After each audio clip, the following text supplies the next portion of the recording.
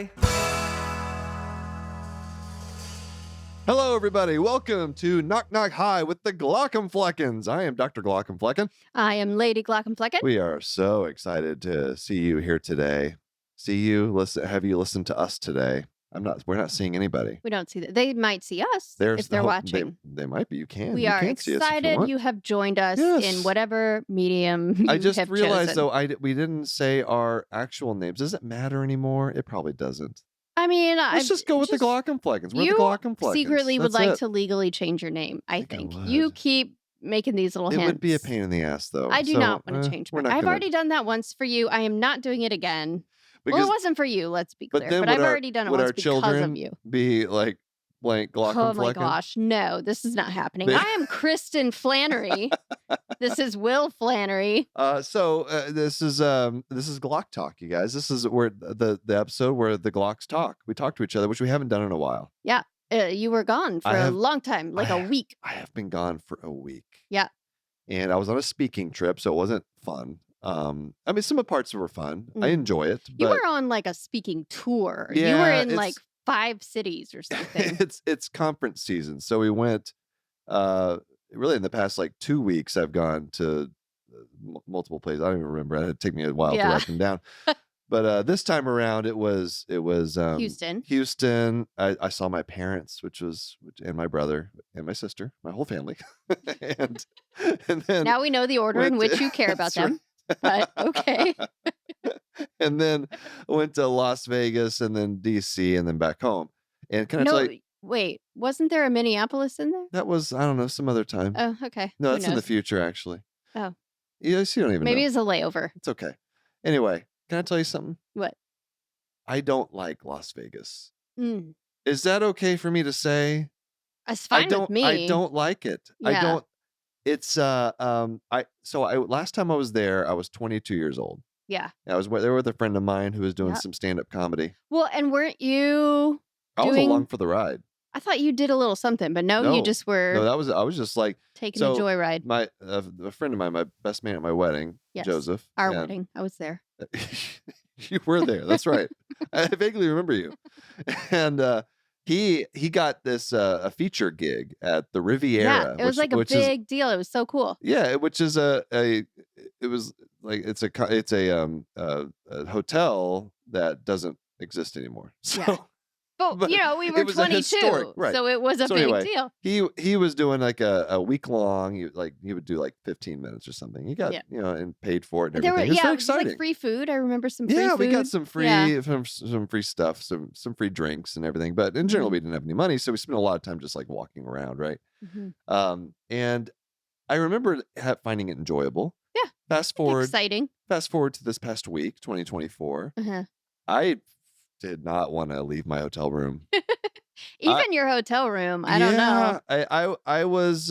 It was crowded. It's Mhm. everywhere I went. It smelled like smoke. Yeah, it's always a little dirty, which is why they keep the lights down. Yeah, Just it's Kind of like a movie theater. It's like a whole town that's like a movie theater. haven't like the been- sticky floors. I haven't been on a cruise, Uh-huh. but I imagine it was like a cruise on land. A desert cruise. It was a desert cruise. Put the cruise ship in a desert. That's what Vegas it felt like. Yeah. And it's just not my thing. And I know saying all of this makes me sound very old. It does. That I just wanted to lay in my bed and watch TV, or actually I was answering a lot of emails. Yeah. And I don't want to make it sound like I was having too much fun because you were home Yeah. picking up Yeah, the slack. I was. Then there was a lot of it because there's a lot going on right now. So it's hard for me. I can't imagine how you feel hearing me complain about, yeah, being alone in a hotel room sounds pretty good to me. Poor thing. Oh, I'm so sorry that you had to go through that. So am I the only one that feels this way though? I'd be interested to I don't hear. think What is I everyone's? think we're just old. and I saw a lot of people my age and older that Yeah. seem to really be enjoying themselves. those are gamblers. Some of them are gambling. Yes, yes. I did see the Sphere. Yeah, It was right outside my hotel window. that was pretty cool. We got to see it on FaceTime. It did not turn into an eyeball for longer than 2 seconds, though. No, but was when it very did, I disappointed. made sure to point that out. That was great. And then you immediately said, I have to go. Wait, well, what Because I happened? said, get a picture. And you did it when our kids have not seen me in a week, and they were like talking to me, Yeah. and then all of a sudden the Eyeball eyeball pops shows up on the sphere, and Kristen's like, "Shut up, everyone! I did not say We gotta- shut up. we- I said, get a picture. We gotta get some video. We gotta make content." Oh my goodness. That was a good impersonation of No, you. it was awful. Okay, well, anyway, that's amazing. It's true. And I was like, yes, sorry, Yes, we do. children. Bye. We have to do this. He's like, I gotta go. But then I don't know what it is. I guess the people that run the sphere decided that. You're like, oopsie, that wasn't the one we meant to put up. But I watched later and it happened again. It was just, it came every back around time again. It's just very It was short. like 2 seconds of the eyeball, and then they went on to something else. That's weird. I And wonder every what's up other with that. graphic was like 2 minutes. Yeah. I was, and yes, I did sit there and watch this thing Waiting. for like 45 minutes at a time. Yeah. Like waiting for it to turn into an eyeball. I was there. I was ready. I had my camera, and then it's like 2 seconds. So shame It's on too you, bad. Vegas. Someone tell us why it's only 2 seconds. Why can't you accommodate an internet comedian Is that a pun? ophthalmologist? Did you just make a pun? Ooh, I like that. Accommodate better. The eyeball looked realistic when I saw it. It did. But It was pretty cool. It wasn't even facing me. It wasn't looking at me. Yeah. I want the big giant sphere to look at me when I'm in Vegas. Is that too much to ask? Anyway, so that was my Vegas trip. I had a great conference though, Urgent Care Association. I got to talk with a bunch of urgent care people.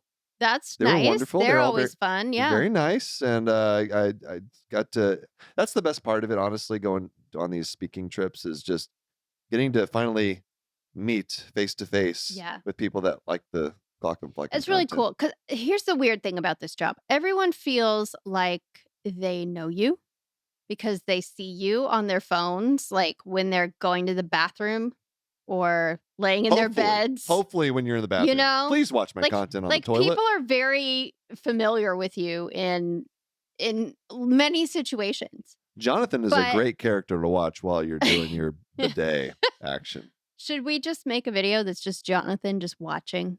People can use it for whatever. You know, anytime you need some moral support. I have wanted to do that for the for the Christmas video. For the Christmas video. Yeah. Put Jonathan in front of a nice fire. Yeah. And there you have it. Yeah. Just put that on loop for 20 hours. Right. Anyway. No, but anyway, people are very familiar with you. But on this side of things, it's just you and me sitting here alone in our house in a room and talking to either ourselves or each other. And so it's actually a very like non-social, sort of isolating experience to create this content. And so then when we go out into the world and we get to see people like reacting to it or reacting that's to very fun. you or whatever, like it's can I tell you a whole different experience. It's very cool. Can I tell you, one of my favorite things is making a video and then debuting it at a conference filled with the people that the video is about. Oh, it's the simultaneously scariest right? and most exhilarating thing for me, which sounds kind of maybe kind of lame to some people, but I find it very exciting. Yeah. So I'll give you an example. I went to the American Society of Pediatric Hematology Oncology. Oh, I nailed it. ASPHO. Yeah. It was an fantastic time. Okay. It was great. And so I made the first day of pediatric oncology. That's what the video was. Okay. So I did the first day series where they start off, knock, knock, hi. So I showed that for the first time to a room full of pediatric hematologists and pediatric and oncologists. And the final line, whenever I said, I think that it's a joke about St. Jude, where it's like, where does all the money go? And it shows a picture of a pediatrician. I show a video of me as a pediatrician counting money. And then the joke is, that's where all the money goes, to St. Jude. And standing ovation. Oh boy. I had never got like erupted in cheers. Got some feelings about St. Jude in that room. Never heard that kind of reaction to one of my videos or to, like during a keynote. in particular, in any way. Well, you're not used to getting the standing ovation. Usually it is you. Yeah. It's you getting, but even this was like bigger than your standing ovation. I swear to God it was. My entire ballroom gave me a standing ovation once. I know, but it was just like, it was incredible. Yeah. To hear. And it just, I guess it told me that I nailed it. I guess so. I did. Tapped into something there. And a lot of people were confused actually on social media about the St. Jude barb because, well, everybody, you see like public perception of St. Jude is very positive. They're like, people were, I was kind of concerned because a lot of people in the comments on TikTok and YouTube were like, well, what's wrong with St. Jude? Yeah, like, that's what I'm thinking. I don't know what's wrong with St. Jude. Should I not be sending my money there? And no, that's not it. It's not, St. Jude is not bad. Like, St. Jude is wonderful. They offer basically free, a charity cancer care. Yeah, that all seems very positive. It's a wonderful thing. It's just there's some I don't know if bitterness is the right word, but just kind of like, oh, okay, St. Jude, you're gonna get more donation dollars. They're just so good at getting donations. I see. That it's like all the other cancer. They're winning the marketing among all of the cancer. They're winning the marketing. So they're like what everybody knows. Everybody knows St. Jude. Right. And so they're going to get all these donations. And I think it kind of leaves other children's hospitals like, they're like, when is enough, like, St. Jude? Can we get some of that money too? Right. So I think that's what I tapped into with that video. Okay. And so it's not, I don't want anybody who saw that to think like St. Jude's not good. Like, you can give your money to St. Jude, but hey, you could also give money to like your local children's hospital, like wherever. There's a lot of them out there. Yeah. So I think that's the point here. So I'm sensing a theme in healthcare. That seems to be kind of the overarching theme of like these certain, a limited number of institutions become these big behemoths that all the money goes through, and then all of the smaller or local organizations struggle. I think in this situation with St. Jude, it is the marketing. Yeah. Like you see, they're killing it. Yeah. You see their ads all over the place. Like they're really. And how do you not donate to kids with cancer when you see one of those ads? Right. I mean, exactly. So they know what they're doing. Yeah. And they it's do like good those things. Sarah McLachlan commercials the about adopting. Shelters. Yeah. I remember. In the arms of the angels. Yeah. I mean, it works. Do you think we could do a Sarah McLachlan like a Glaucomflecken commercial featuring a Sarah McLachlan song? You think that would help? No. We are going to be selling. We're trying to sell some live show tickets. Yeah. Think that would work? Like, you could like fade in and out of. Like, I don't think people Jonathan. want to hear sadness from you. That's a very specific, vibe that she has going for her. That's very different from yours. What is my vibe? Happiness. Okay. All right. Mm-hmm. So like the Killers and like jokes. I don't know. Foo Fighters. Ooh. Well, these are some of my favorite bands, but I don't know. That would be way too expensive to license for a commercial, though. We don't have that kind of money for this operation here. No, so, we don't. Speaking of the live show, should we just shout that out? Hey, they're on sale. Guess what? They're on sale right now. We're going to like all the cities. I'm pretty sure all of them. Not right? all of them, but many of them. All up to like 10. Up to 10 of all the cities. Wow. Should I list them out? I'm not going to say the dates. I'll just say the locations real quick. Sure. All right. So we're going to Raleigh, North Carolina, Iowa City, Iowa. That was the one that was very special to us. Yes, that is a place we used to live. We used to live there. So we're going to go to the Engler Theater. We're going to Iowa City. Portland, Oregon, obviously. Washington, D.C., West Nyack, New York City. A little bit outside. I've never been to West Nyack, but I hear it's fairly close to New York City. Like it's doable. Like the center of the city. I don't know. Anyway. Pittsburgh, Pennsylvania, Houston, Texas, Dallas, Texas, Denver, Colorado, Chicago, Illinois. All right, so we're trying to hit as many regions. We're not at this run of shows. We're not getting down to the southeast, like Florida, that area.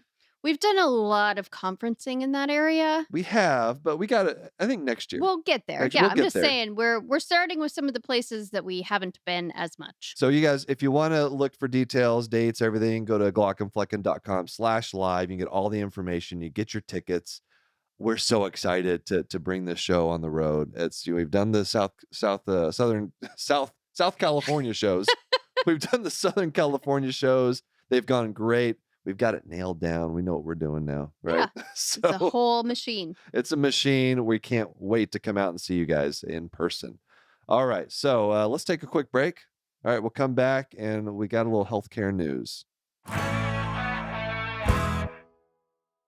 Today's episode is brought to you by the Nuance Dragon Ambient Experience, or DAX for short. Look at this little DAX here. Little buddies. To learn about how DAX Copilot can help reduce burnout and restore the joy of practicing medicine, stick around after the episode or visit nuance.com/discover-DAX. That's nuance.com/discover-DAX. All right, we're back. It's time for healthcare news. It's my favorite segment. I wait all day on pins and needles for the healthcare news. I know you are, right? I know. You're all about that healthcare news. When you suggested this as a segment, I was like, oh, really?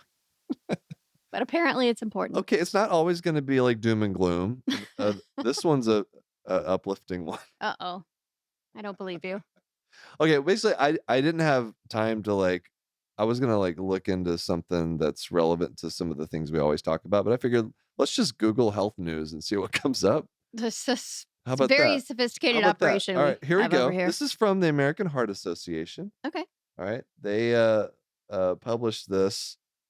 Let's see. Yeah, recently, March 19th. Said 8-hour time-restricted eating linked to a 91% higher risk of cardiovascular death. 8-hour time. What does that mean? Like That's intermittent fasting? Intermittent fasting. Yeah, there's studies that have linked intermittent fasting to increased cardiovascular problems. Yeah. Well, that's no good because that's been very popular. Your parents even did that. They did it for a while, yeah. Then I think they stopped it after a while. But yeah, you know what? I mean, and I don't know. It's on the American Heart Association. I haven't looked into all the actual data, but that seems bad. Yeah, it was a study of over 20,000 adults that found that big sample size. Those who followed an 8-hour time-restricted eating schedule had a 91% higher risk of death from cardiovascular disease. Okay, so that sounds like correlation. Is it correlation? Right. It's definitely correlation because, I mean... they're not going to do a controlled study on that. But also, the people who are more likely to try something like intermittent fasting are probably more... Right. There's a need they're already at higher risk of cardiovascular problems, I imagine. So I don't know what you can take away from that. But maybe the point is you could just as easily flip that headline around and have it be, cardiovascular, whatever. My point is the different, you move the headlines, so you can't see it now. It's but late so that in the day. We're not going to be flipping anything. That thing is associated with... Okay, never mind. Sorry, go ahead. I didn't mean to cut you off. I've lost my train of thought now. Oh, hey, since we're derailed anyway, I want you to take a look. I want you to Google American Heart Association, April, because this is where I thought you were going when you pulled this up. Oh. Let's see, April. This is podcasting right here. Yes. Googling on the podcast. Was it April 11th, maybe? I don't know. Okay, hold on. This better be really good, though. Sing the Jeopardy theme song. I think the lesson here from the going back to the actual healthcare news that I brought to you that you didn't seem to really care too much for. Mm-hmm. That didn't seem to move the needle for you. You were like, oh, great, okay. Can we move on to something other than healthcare news, please? Is that maybe these... Yeah, April 11th. Okay, I want you to Google American Heart Association. You already have it up. Just do it. No, I want to see the look on your face when you realize what you've done. Oh, God. All right. Because you bring to this segment, healthcare news. What do I Google? This American Heart Association thing from recently, you say. Very recently. And then you say March 19th. Okay. So here, I'll just tell you what you would have found. Oh. Okay? Okay. If I Googled okay. Just, what came out from the American Heart Association on April 11th? Healthcare news. Cardiovascular care centered on the patient is key and helps improve equity and outcomes. Scroll down. How far down? Not that far. Just scroll down to right under the title.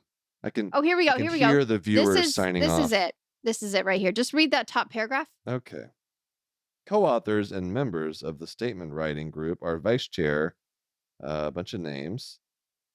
Kristen Flannery's on here. Look at what do you that. know? Oh my goodness. Look at that. You did a press release thingy.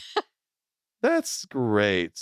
I'm really proud of you. Well, I wasn't even going to mention it. It's just once you pulled up American Heart You Association thought that was going to be published it. recently, Oh. I thought that's where this was headed. No, not at all. You didn't even know. You guys need to do better with your SEO, because I just Googled it and something else came up that was older. You Googled April 11th, I'm proud of you. 2024. I'm so proud of you, though. That's really good. Yeah. Keep up the good work. I was just a little part of it, but I just thought that was really ironic what just happened there. Oh my God. I think anyway, the lesson about intermittent fasting might be that these there's always like a fad kind of dieting type thing, and maybe they just don't work. Well, and again, we don't know if it's intermittent fasting causing the death or people that... Enough of a correlation to make people a little bit concerned, though. So, Sure, but it's always the point. Correlation is not causation, right? Like that is just drilled into our heads. And so it could just be, like you said, that people who really are not in good shape health-wise are drawn to these bad diets because that's what's, in the news or whatever. It also just sounds awful to just be able to eat, like that little... I guess that's what people do in Ramadan. So people do it and I don't think I've ever... But to do that for had to fast. Well, that's not true. Like for surgeries and stuff, but that's not that long. Trying to do that for a year. I think my parents did it for over a year. Yeah. So I'm glad they stopped that, just in case. Yeah, just in case. Sure. All right, we're done with further research needed to determine causality. I wonder if we're going to make people... I bet there's some people that are really into intermittent fasting. Tell us what you think about it. If you really like it. I don't know. So, maybe it works well for some people. Take it up with again, the HAA, folks. We don't know if that's what's causing it. All right, we're done with healthcare news. Thank you. Oh, Kristen, do I have an AI platform to tell you about? Ooh, tell me. Yeah, it's called Precision. This is the first ever EHR integrated infectious disease AI platform. That sounds fancy. Yeah, well, one of the hardest things of infectious disease is figuring out what to do with all the information, and it's always coming in at different times, and figuring out what works best for the patient. Yeah. Well, this automatically highlights better antibiotic regimens. Ooh, I would imagine that helps with antibiotic resistance. It does. To see a demo, go to precision.com/KKH. That's precision spelled with an X instead of an E. So PRXCISION.com/KKH. Okay. Well, I do have something. So we're going to play not a game, but a new segment. Oh boy, you did not prep me on this, so this will be interesting. This is called Picking Bones. Okay. All right. I got a bone to pick with you? So we're picking bones. Well, you didn't give me a chance. No, you're not picking a bone. Oh, you're picking a bone? I'm not picking a bone either. This is a bone that's been picked. Okay. On social media. Okay. People have a bone with us? This is, no, not with us. This is a segment where something happens on social media that stirs up a bunch of controversy in the medical community. Okay. This sounds an awful lot like healthcare news, but go ahead. No. This is like somebody says something on, well, today it's Twitter, but in fact, it's usually going to be Twitter, X. And then a whole bunch of doctors or healthcare people would get really mad at that person. Okay. And we talk about Is this about a 12-year-old? No. Oh, I saw a video with the intubation. Oh yeah, no, that was silly. Maybe that's a good one for next time. But no, this one came from a gentleman. Okay. Who I don't know anything about him, but I don't want to say his name. It doesn't really matter. Mm-hmm. I'd say he's middle age. Okay. He said, "I'm at the pediatrician office for a well child visit with my daughter. Appointment was 9:20. Vitals taken and paperwork filled out, but still waiting to see a doctor. Mm-hmm. Reason number 30,584 why healthcare in the U.S. sucks. Why can every other sector keep appointments, but physicians can't?" Yeah, so that's a more nuanced issue that anyone familiar with the behind the scenes knows what's going on there, but anyone who's just a front end user so to speak. It's not apparent to them what all that nuance is. This is a classic thing. There are certain things I've been on X Yes. for since 2016, pretty like regularly. You see the same things come up. Yeah. There's always there are certain topics that are a very clear disconnect. Like it just draw a line right down the middle. On one side, you got all the physicians, all the healthcare workers that have a point of view. All the patients who have never been in that world have a totally different point of view, and they just like bump heads on this one issue. This is a classic one, is wait times. Yeah. And so as you can imagine, when that tweet got out there and it got and the medical X community got a hold of it, it was just like knives out type of thing. And so I thought we could talk about it. Okay. Okay.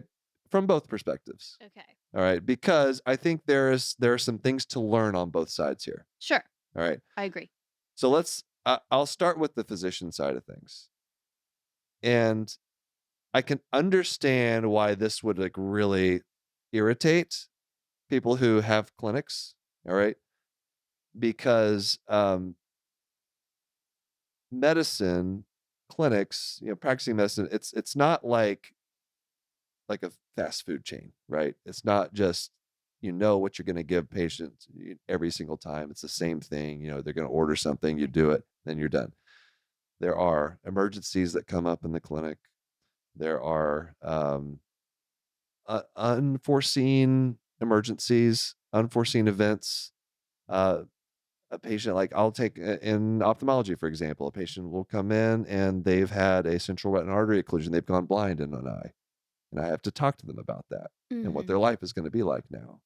And it takes time. That's a sensitive conversation. It is. And it takes some time, and you can't really like just stop that conversation prematurely. You got to get through it and give the patient what they need. The same person that would be upset about a long waiting time. I'm not saying this guy in particular, but just in general, right? Right. People are upset about that. You would also be upset if you were the one going blind and your doctor didn't take the time to have that sensitive conversation with you, until you were feeling like you were satisfied with getting what you needed. So it puts you behind. Yeah. And then you're just kind of scrambling to try to catch up in different ways. And it sucks. I mean, no one likes, I promise you, there's no physician that's like excited to get behind I swear I'm not making TikToks back there. Right.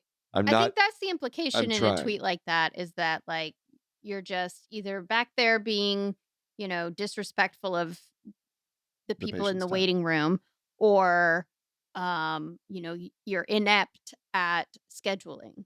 So I saw a lot of these responses to a lot of people are making this point from the physician side of things. And then I saw some responses that from the original poster. It was like, well, why don't you just schedule fewer patients? Like, why don't you just plan for that? Which you can see as the very logical. Right. I understand why he would ask that. Absolutely. Why won't you just do that? And so the answer to that is these patients need to be seen. We have a severe shortage of healthcare workers right now. And we can't magically make more pediatricians or ophthalmologists or family practice doctors to see all the patients that need to be seen. So what's happening now is that we need to get these patients in. We need to get them seen and give them the care they need. So we're having to put more and more patients on our schedules. Right. But also, the corporate practice of medicine is making it is pushing us in that direction. Right. United Healthcare is the largest employer of physicians. And so if your employer is like, you're going to see patients every 15 minutes, that's what your schedule is going to be. Oh, we don't have a recourse to counteract that. Right. To give more time to see patients. So it's just, there's a lot of systemic, that's the point is, there's a lot of systemic issues. Right. That are driving this feeling from this person who posted this thing on X. Right. And so, but it's the disconnect. There's like Right. so Nobody now, is communicating to the general public yeah, that this is the situation in healthcare. And so from their side of things, it just looks like what I said before, that you're being disrespectful to their time or that you just are bad at scheduling. And, there from the front end of it, when you can't see any of the stuff going on in the system, that is what it looks like. So I see why they think that. And moreover, it is frustrating to show up, for an appointment and have to wait an hour when you could have just shown up an hour later, right? Because you've rearranged so mhm, many things in your life to be there.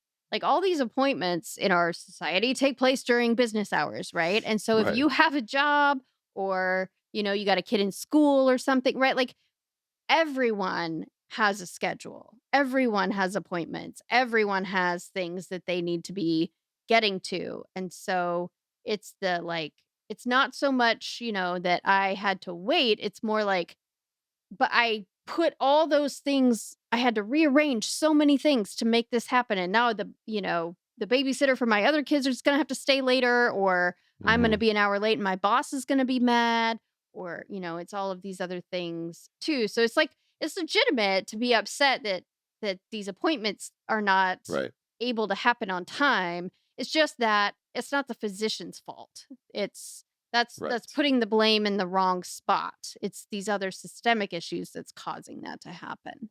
And so what can we do to bridge that gap? Yeah. I have one very, I think, very easy thing that can be done that we do in our clinic when we get behind that Mhm. seems to work pretty well. What? Communicating. Oh, imagine. Just talk to each other. Yes.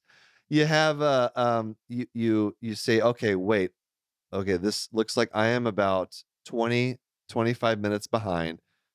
Milo, get out of the way. Milo, get back here. I don't know why you decided to come up all of a sudden. You have something to say? Sorry, our dog's getting in the way here. You can see him on YouTube if you want. He's sitting Yeah. right there. He just yawned.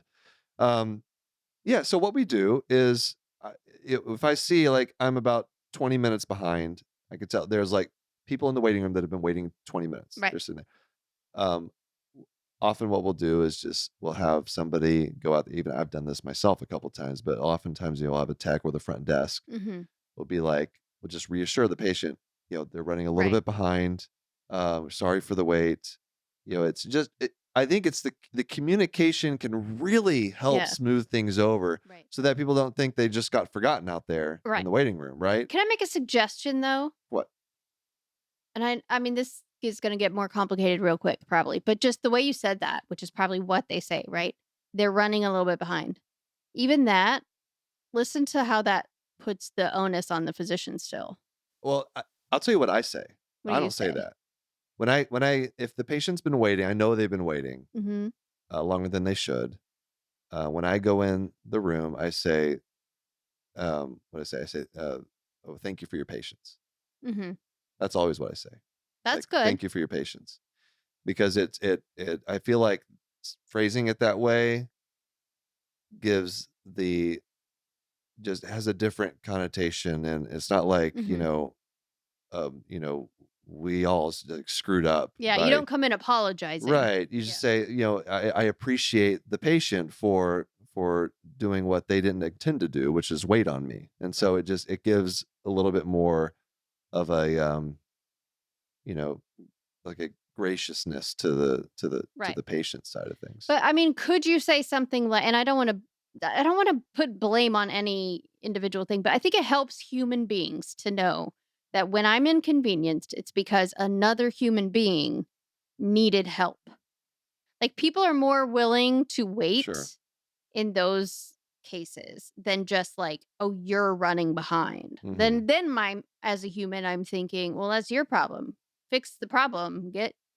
Yeah. Which is where we're at right now. She's saying like if you said there was an emergency this morning, this Or is like give a something. reason why. Yeah, right. Like you can't obviously give any like HIPAA Right. protected information away, I but think just something that would communicate that like we have a lot of people here that we're trying to help all at the same time. I think emergency medicine's probably pretty good about doing that. Yeah. I still feel I feel kind of weird, like even saying that, like, Because I don't want to blame the other patients either. It's right. not their fault.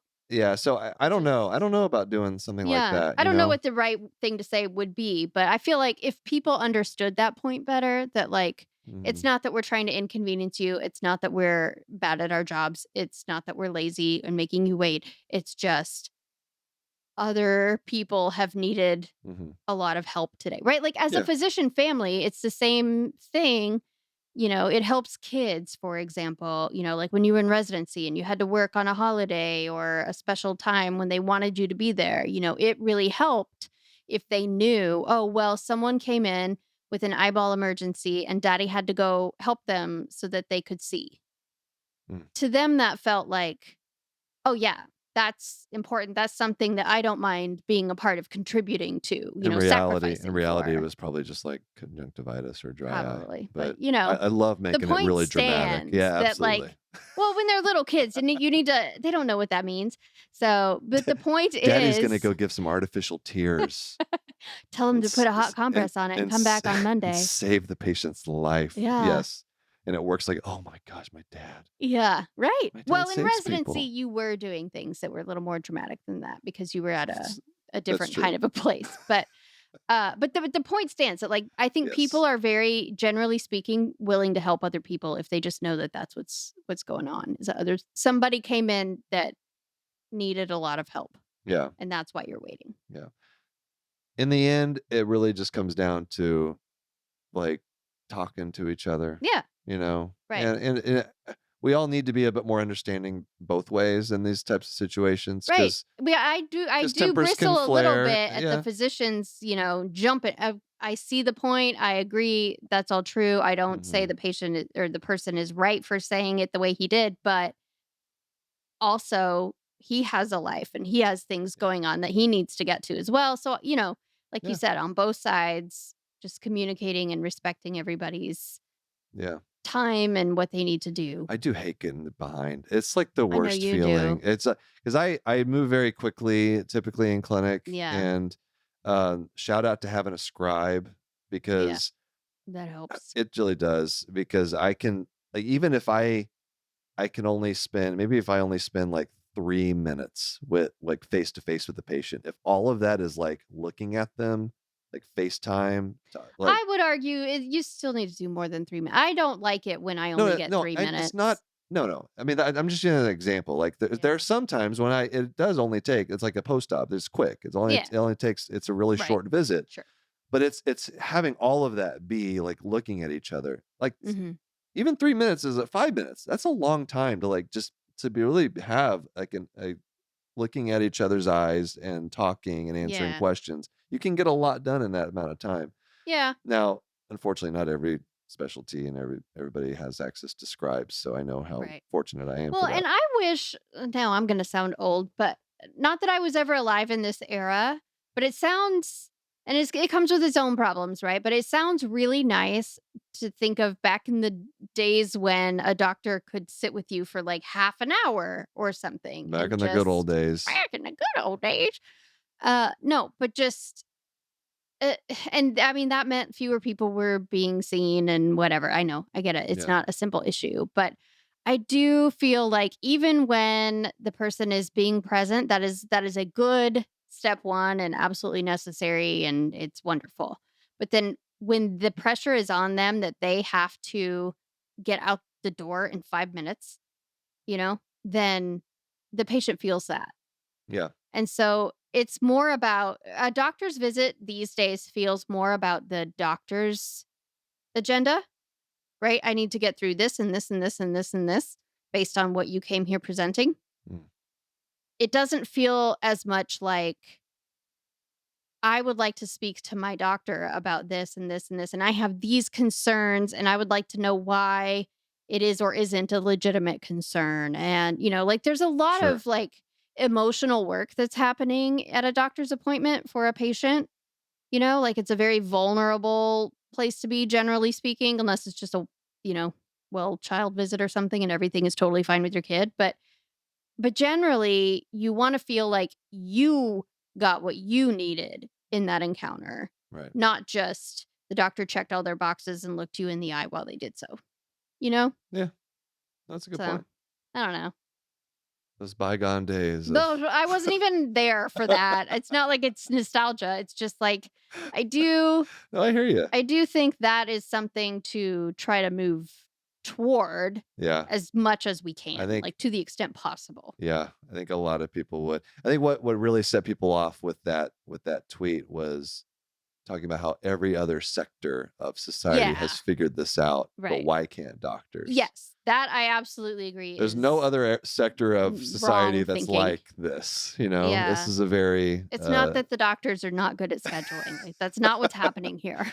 yes, so think about those systemic factors, but also I think I like everything you've said about from the patient side of things too, Yeah. you know, and we all just sometimes need to take a deep breath.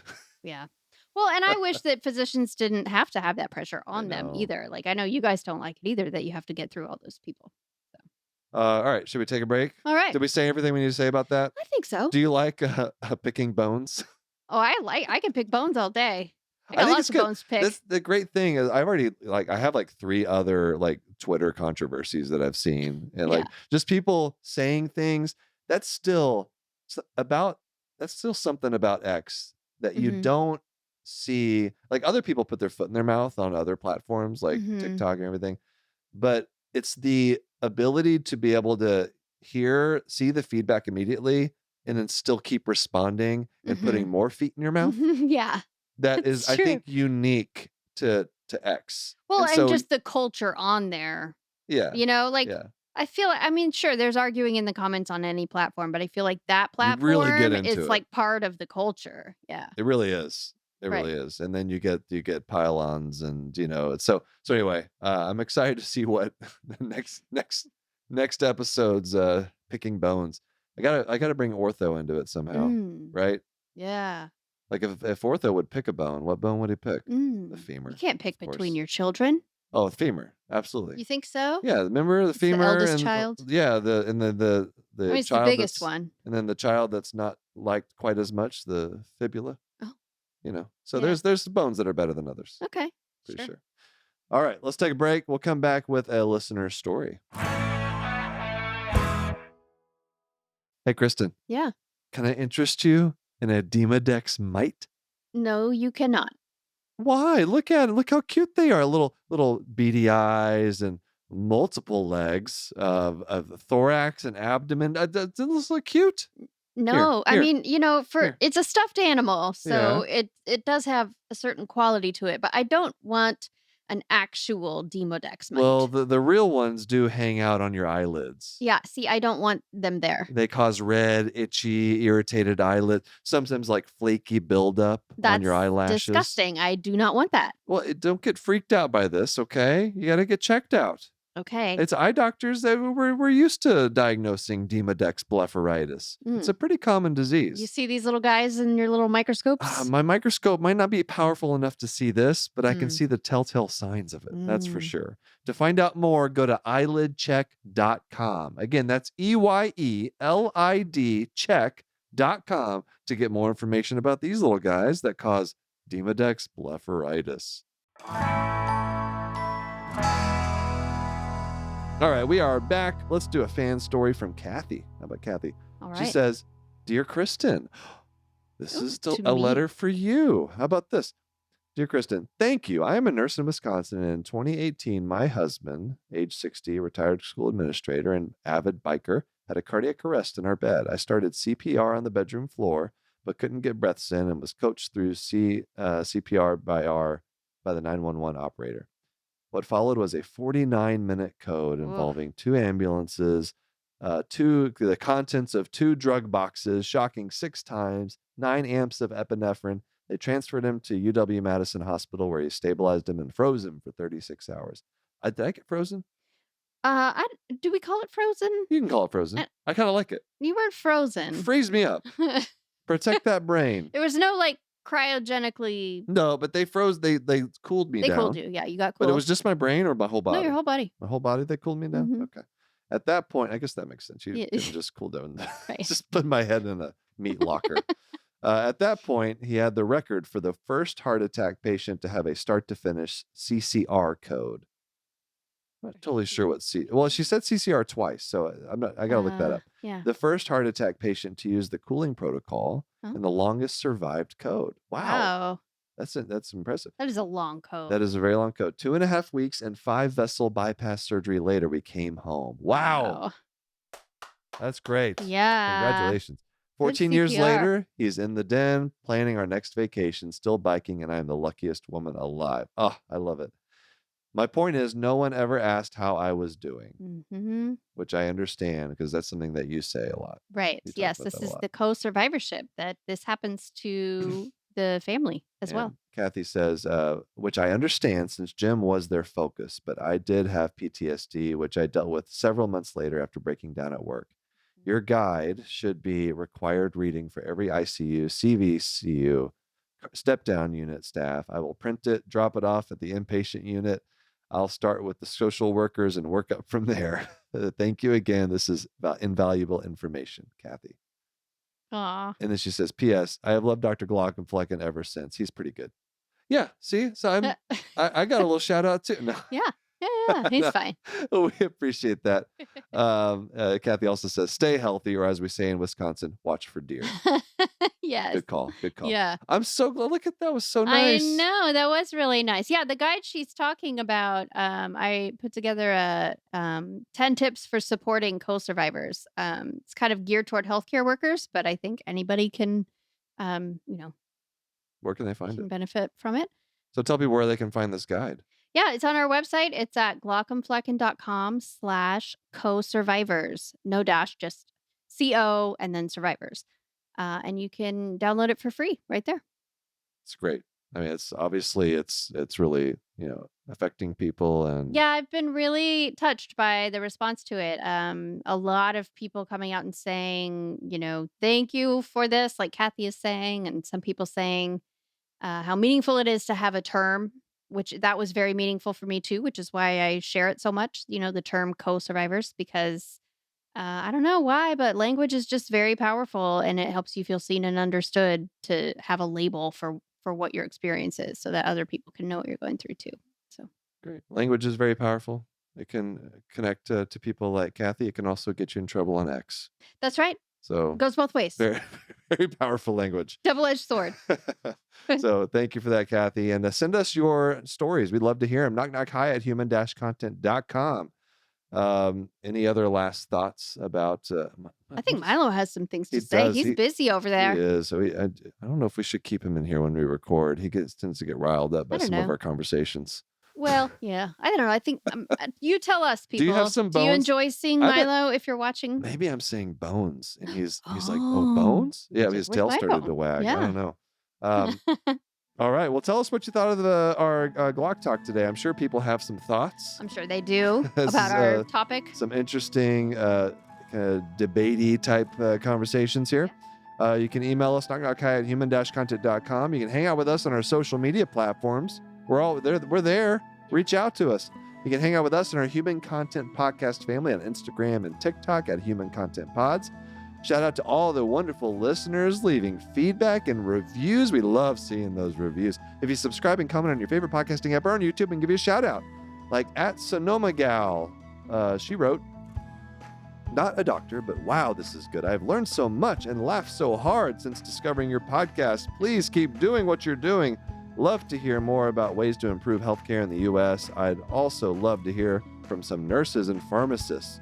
Yes, we're working on that. I also listen to Knock Knock I, even though I'm not an ophthalmologist and have zero intention of becoming one. That's okay. You don't have to be. Too. Thank you. But it is very interesting, and Will does a great job making things understandable, even to us non-medical. Aw, you can shout out too today. Look at that. Thank you. I can tell that our nice producer put these in. Full video episodes up every week on my YouTube channel at Glauc and Flecken. We also have a Patreon. Lots of cool perks, bonus episodes, where we react to medical shows and movies. We're about to record a couple of those, actually. Yeah, some bonus content. Absolutely. Hang out with other members of the Knock Knock Hi community. We're there, active in it. Early ad-free episode access, interactive Q&A live stream events, and much, much more. Patreon.com/Glauc and Flecken. Or go to glaucandflecken.com. Speaking of Patreon community perks, How about a shout out to our new members, Dan, Dana S, and Sean D. Yeah, welcome. Welcome to our little enclave over here. Shout out to all the Jonathans, as always. A virtual head nod to you all. Patrick, Lucia C, Sharon S, Omar, Edward K. I didn't do a deep breath before this. Stephen G, Jonathan F, Marion W, Mr. Granddaddy, Caitlin C, Brianna L, KL, Keith G, JJH, Derek N, Mary H, Susanna F, Jenny G. You do that every time. Jenny J, Mohammed K. I don't know why I do that. Aviga Parker, Ryan, Mohammed L, David H, Jack K, David H again. Do we have two David H, or was it a typo? I don't know. Maybe we're making ourselves seem like we have more Jonathans than we actually do. That wouldn't be the case. Medical Meg, Bubbly Salt, and Pink Macho. Patreon roulette. Random shout out to someone on the emergency medicine tier. Who do we got? Angel Vila. Thank you for being a patron. And thank you all for listening. We are your hosts, Will and Kristen Flannery, also known as the Glauc Talk and Milo. Our executive producers are Will Flannery, Kristen Flannery, Aaron Corney, Rob Goldman, and Shanti Brick. Was that a good Milo voice? Sure. No, more like a little bit more Scooby-Doo-ish, I think. Yeah, anyway. Maybe a little deeper. He's rather large. Yeah, I think you're right. I'm Milo. No, I don't know. We're going to table that for next time. Our editor and engineer is Jason Portiz. Our music is by Omer Benzvi. To learn about Knock High's program disclaimer, ethics policies, mission verification, licensing terms, and HIPAA release terms, go to glaucoflecca.com or reach out to us at knockhigh@human-content.com with any questions, concerns, or fun medical puns. Maybe every episode I should do it in like a different mood. Like maybe like sultry. Like sexy. I can't look at you while you do that. HIPAA release terms. No. Just release those terms. Painful. Release them. Just stop it. Knock Knock High is a human content production.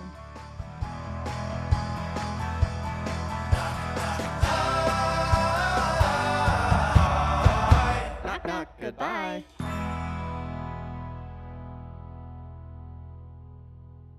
Hey, Kristen, you know what these little stuffed Dax Copilot dragons make me think of? What? These little stuffed animals? Jonathan. Oh. I need to get Jonathan a little hat like this. Yeah, a little co-pilot hat. And what if he had wings too?